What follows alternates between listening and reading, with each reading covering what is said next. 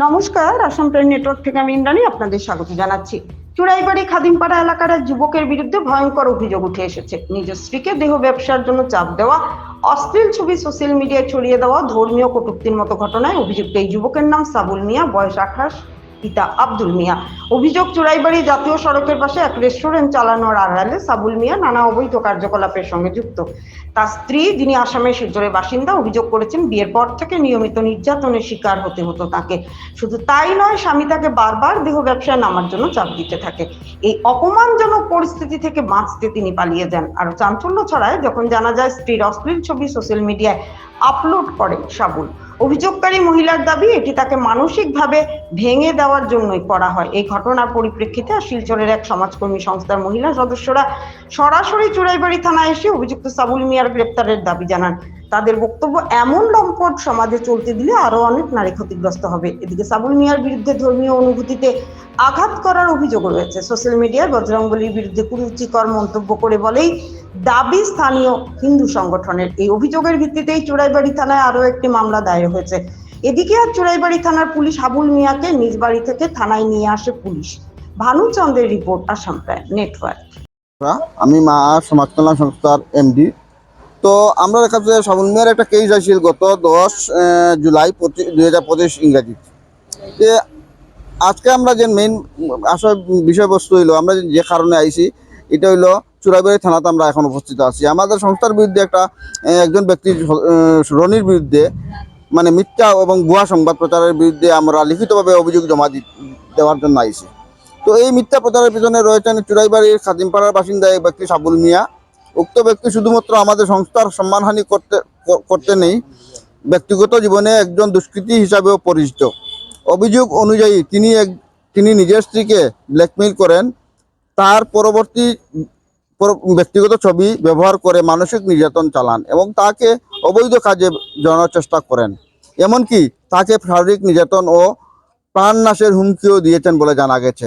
আমরা মা মনসা সমাজ কল্যাণ সংস্থা সর্বদা নারীর নির্যাতনের বিরুদ্ধে এবং সত্যের পক্ষে দৃঢ়ভাবে অবস্থান করি। তাই সংস্থার পক্ষ থেকে ত্রিপুরার সম্মানিত জনগণ এবং বিশেষ করে চুড়াইবাড়ি থানার প্রশাসনের প্রতি বিনীত নিবেদন, এই ধরনের সমাজ বিরোধী ব্যক্তি সাবুল মিয়াকে দ্রুত আইনের আয়ত্তায় এনে দৃষ্টান্তমূলক ব্যবস্থা গ্রহণ করুন। সকল ভাই বোন ও শুভাকাঙ্ক্ষীদের কাছে অনুরোধ, আপনারা সতর্ক থাকুন এবং সমাজের শান্তি ও নিরাপত্তা বজায় রাখতে আমাদের পাশে থাকুন। ধন্যবাদ। আমি সাবুলের ওয়াইফ।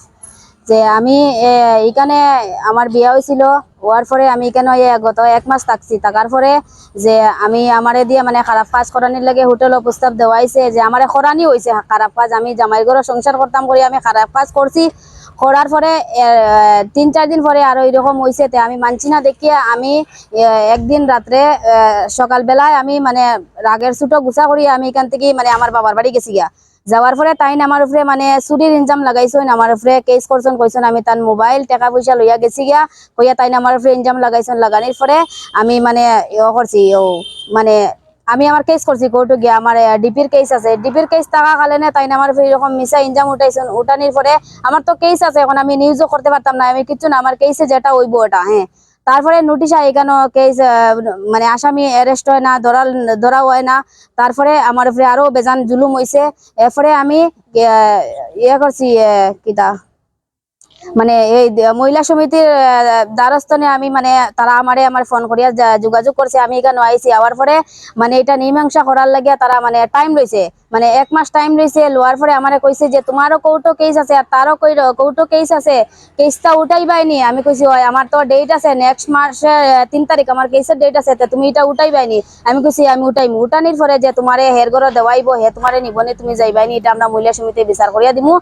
তারপরে দিকে আমারে মানে এটা খোয়াইয়া মানে শিলচর থেকে আবার পরে 3 দিন পরে তাই আমারে দিয়ে মানে একটা নিউজ বাজাই দিছেন যে আমি এরকম কাজ করি, আমি টাকা পয়সা লইয়া বাগ গেছি, মোবাইল টোবাইল আনছি কইয়া প্রচুর। মানে এরপরে আমার রনিবাইরে দিয়েও মানে আমার উপরে ইনজাম লাগাইছেন, কইছেন যে আমি কিতা এটা বহুত কিছু খারাপ খারাপ করছেন। এরপরে যে ফেক একটা আইডি বানাইয়া তাই আমার মানে খারাপ খারাপ ফটো এডিট করিয়া ভাইরাল করছেন, করিয়া লাইভের মধ্যে তাই কইছেন যে আমি তোমার আইডি দিয়া আমি মানে ফটোটা ভাইরাল করিয়া রনি আমার বনি, রনি আমার এই করবনি সে করিবনি কইয়া খুব মানে দেওয়াইছে।